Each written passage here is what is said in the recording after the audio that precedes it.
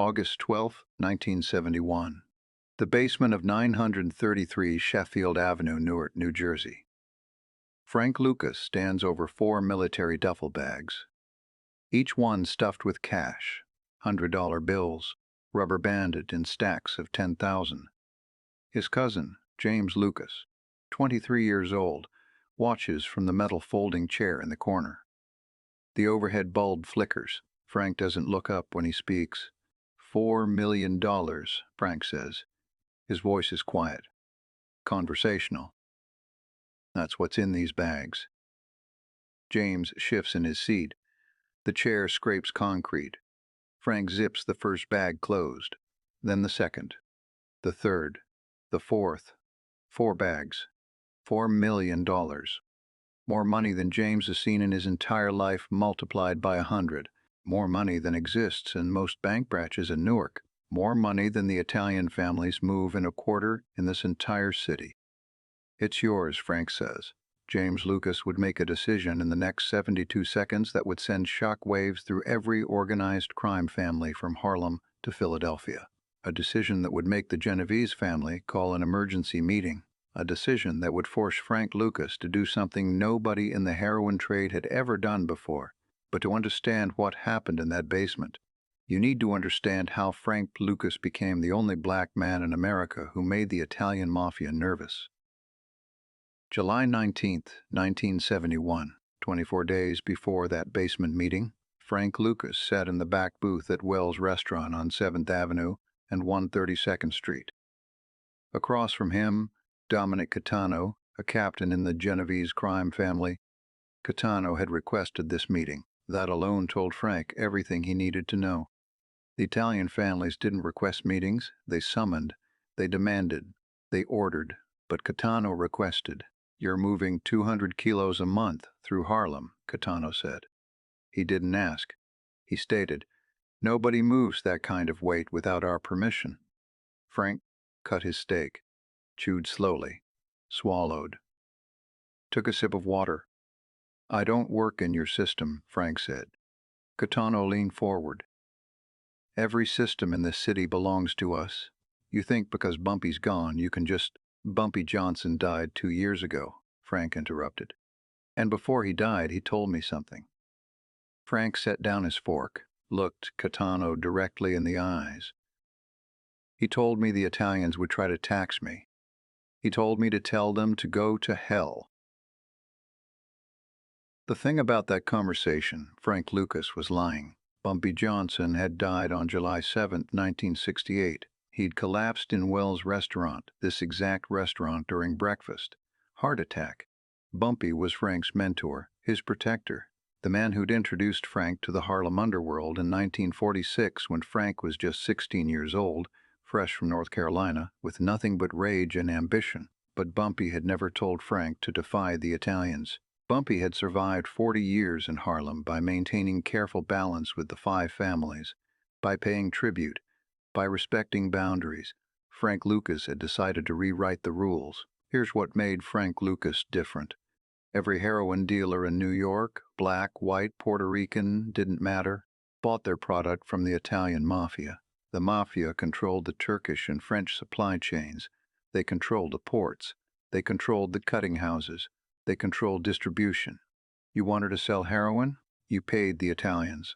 They marked up the product 40%, sometimes 50%. And you smiled and said, "Thank you." Frank Lucas looked at that system and saw weakness. In 1968, 3 months after Bumpy died, Frank flew to Bangkok, then to Saigon. The Vietnam War was escalating.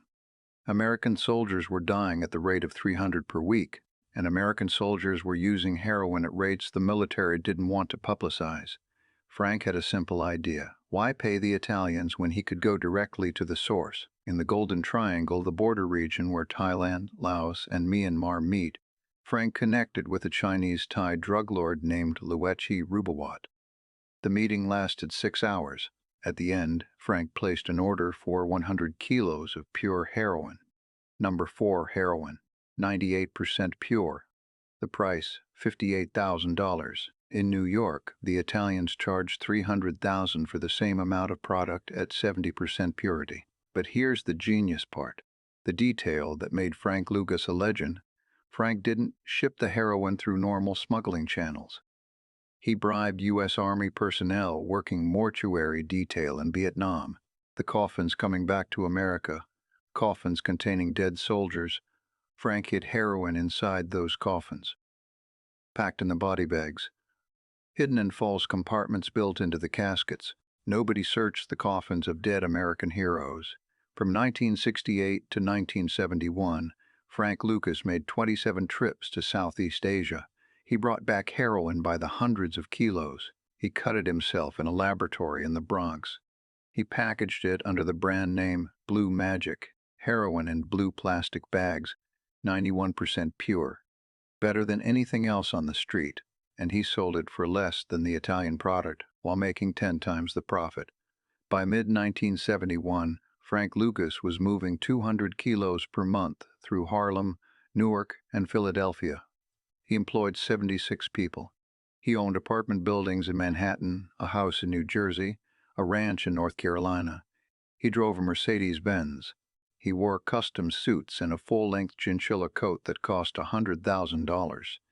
He was making approximately $1 million per day, and he didn't pay the Italian families a single dollar.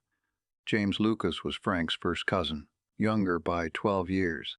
James had come up from North Carolina in 1969, just like Frank had done decades before, looking for opportunity, looking for family, looking for money.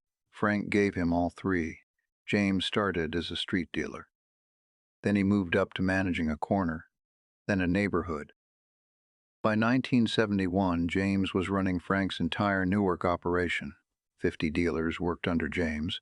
The operation moved 40 kilos per month through Newark's Central Ward. James was loyal, hardworking, trustworthy, but James had a problem. He was in love with a woman named Teresa Martinez. Teresa was Puerto Rican, 21 years old, beautiful, smart, and connected.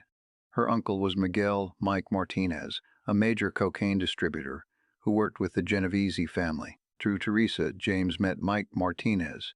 They had dinner. They played cards. They became friendly. And Mike Martinez began asking James questions.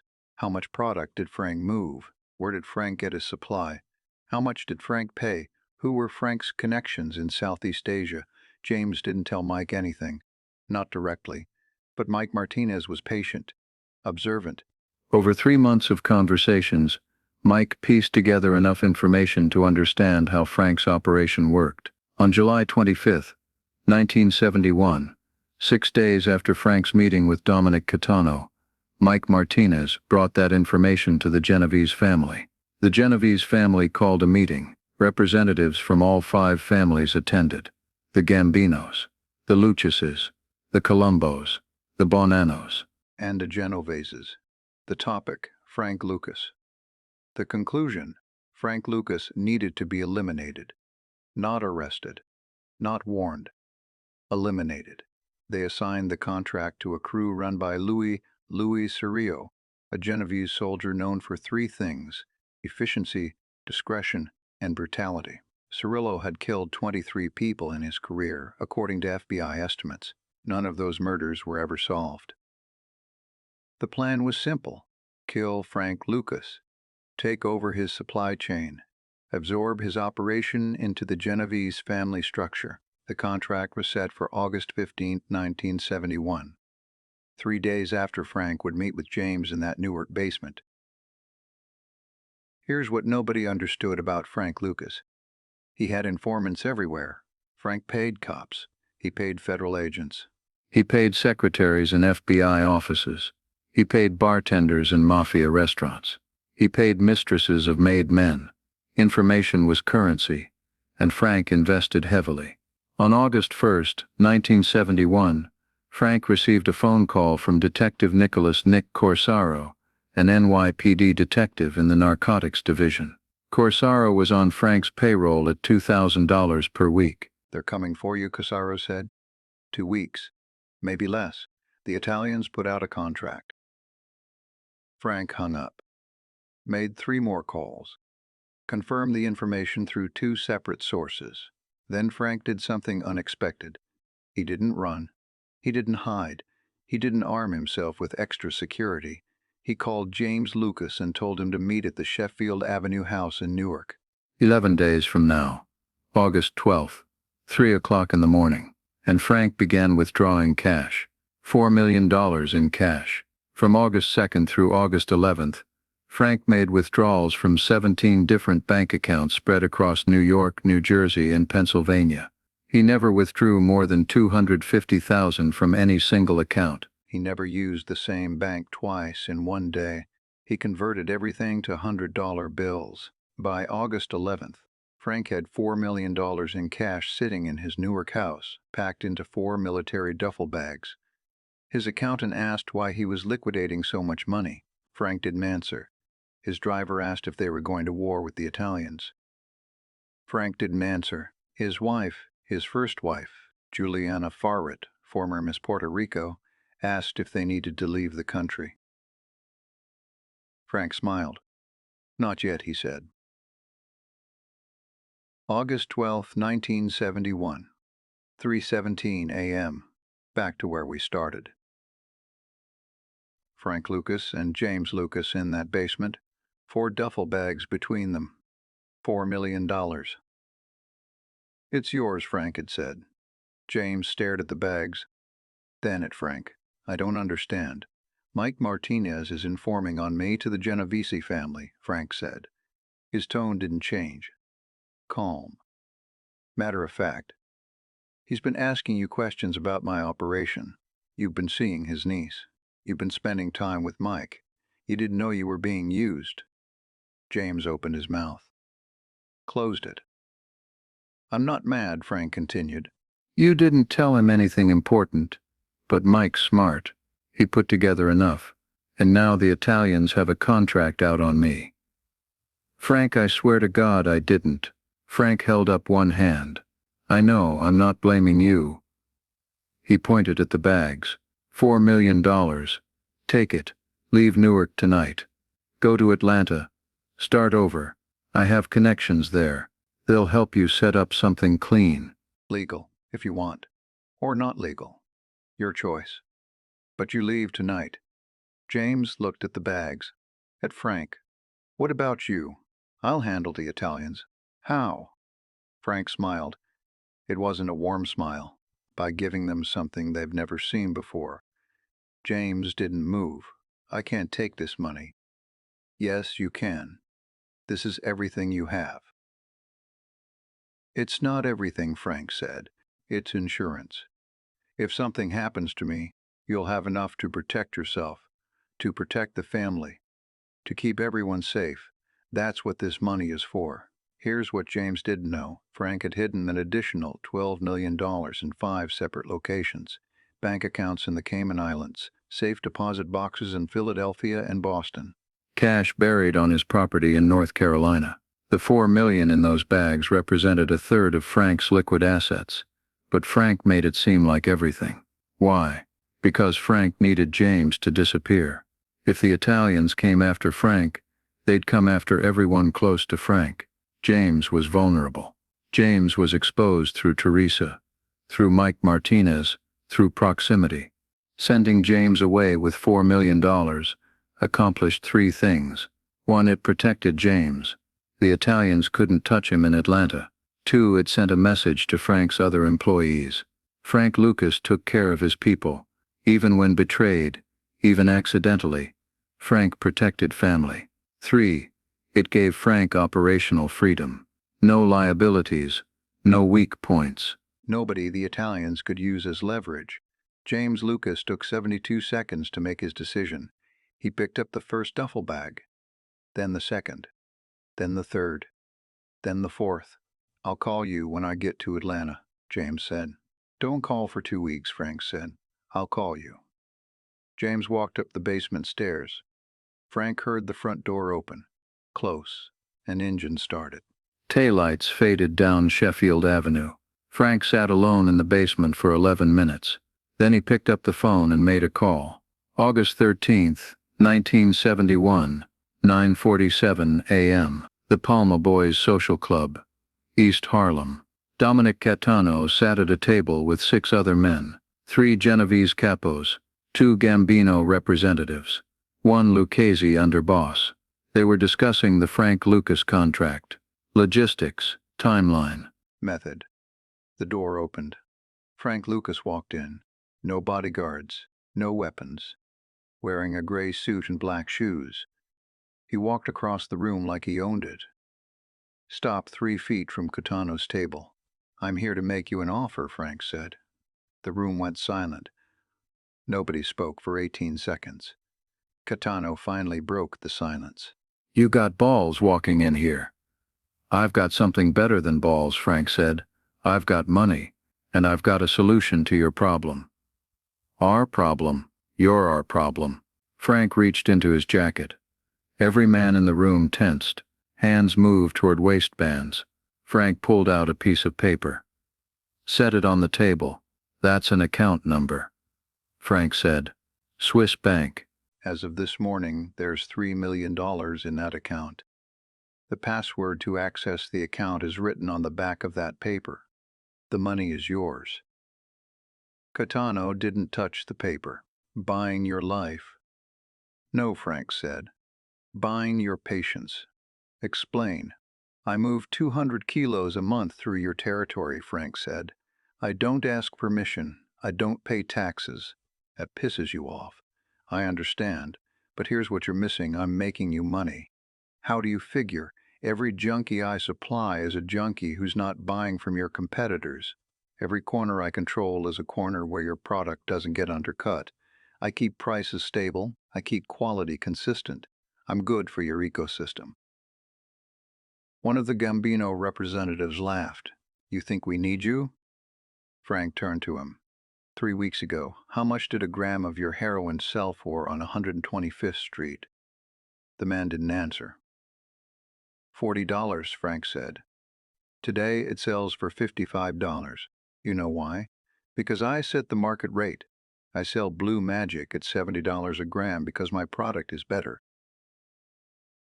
That pushed your prices up. You're making more money per sale than you were 6 months ago, and you're not even competing with me.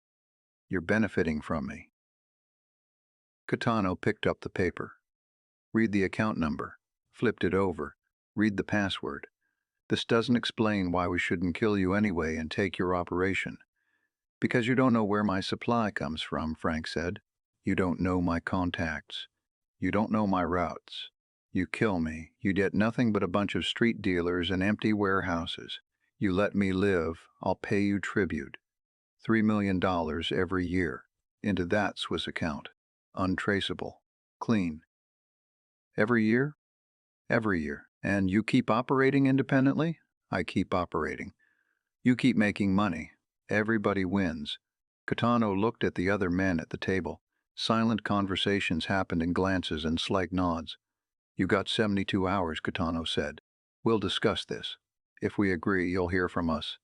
If you don't hear from us, I'll be ready," Frank said. He turned and walked out. The Italians sat in silence for 3 minutes after Frank left. Finally, the Lucchese underboss spoke. "That's the ballsiest thing I've ever seen." Catano folded the paper and put it in his pocket. "Call Louis Cirillo. Tell him to hold the contract. August 16, 1971. Frank Lucas received a phone call at 2012 p.m. The voice on the other end said 5 words. "We accept your terms, annually." Frank hung up. What happened next changed organized crime in New York forever. The 5 families agreed to let Frank Lucas operate independently in exchange for $3 million per year. It was the first time in modern mafia history that a non-Italian had negotiated formal tribute payments on equal footing. Every other black and Hispanic dealer in the city paid through intermediaries, through frontmen, through systems designed to keep them subordinate. Frank Lucas paid directly, bank to bank, clean. But here's what the mafia didn't know. Frank had already planned to phase out of the heroin business. By 1971, Frank saw the writing on the wall. Nixon's war on drugs was escalating. The FBI was creating specialized narcotics task forces. The DEA would be established in 2 years. The window for large-scale heroin operations was closing. The $3 million Frank paid the Italians? That was exit money. Frank continued operating at full capacity for 18 more months, making approximately $350 million in total revenue during that period. He paid the Italians their annual tribute. $3 million was nothing compared to his profits. And then, in January 1975, Frank Lucas was arrested, not by the Mafia, not by rivals, by Detective Richie Roberts and a team of federal agents who'd been investigating him for 3 years. They seized less than $500,000 in cash, a fraction of Frank's total wealth. Frank had already moved most of his money offshore, into legitimate businesses, into real estate. Frank was convicted, sentenced to 70 years in federal prison. But in 1977, Frank made a deal. He cooperated with federal prosecutors. He gave them names, hundreds of names, corrupt cops, dirty agents, mafia connections, rival dealers. Frank Lucas served only 5 years in prison. He was released in 1981, arrested again in 1984 for attempting to restart his heroin business. Served 7 more years. He was finally released for good in 1991. Frank Lucas died on May 30, 2019, at the age of 88. He died peacefully in Cedar Grove, New Jersey, surrounded by family. What nobody knew until years later, James Lucas, the cousin who took that $4 million and disappeared to Atlanta in 1971, invested every dollar into legitimate businesses, car washes, laundromats, real estate. By 1985, James had built that $4 million into $27 million through legal enterprises. James Lucas never touched drugs again. When Frank got out of prison in 1991, broke and struggling, it was James who supported him financially. James bought Frank a house, paid his expenses, gave him a job managing one of James's properties. The $4 million Frank gave away in that Newark basement, the money everyone thought was a desperate move to protect family before a war, turned out to be the best investment Frank Lucas ever made. Because in the end, that money saved Frank's life twice. Once in 1971, by removing a vulnerability the Italians could exploit, and once in 1991, by giving Frank a family member wealthy enough to catch him when he fell. The Palma Boys Social Club, where Frank Lucas walked in unarmed to negotiate with the 5 families, it was raided by the FBI in 1986. 32 mobsters were arrested. The building is now a community center. The basement at 933 Sheffield Avenue in Newark, where Frank gave James those 4 duffel bags, the building was demolished in 2003. It's a parking lot now, and that chinchilla coat Frank Lucas wore, the one that cost $100,000 and made him recognizable to every cop and criminal in New York. Frank claimed in later interviews that coat was what got him caught. Too flashy, too visible, too arrogant. Stupid coat, Frank said in 2007. I should have stayed invisible. But Frank Lucas was never invisible. He was a man who handed his cousin $4 million at 3 in the morning, then walked into a room full of killers the next day and negotiated his way out. That's not invisibility. That's legend.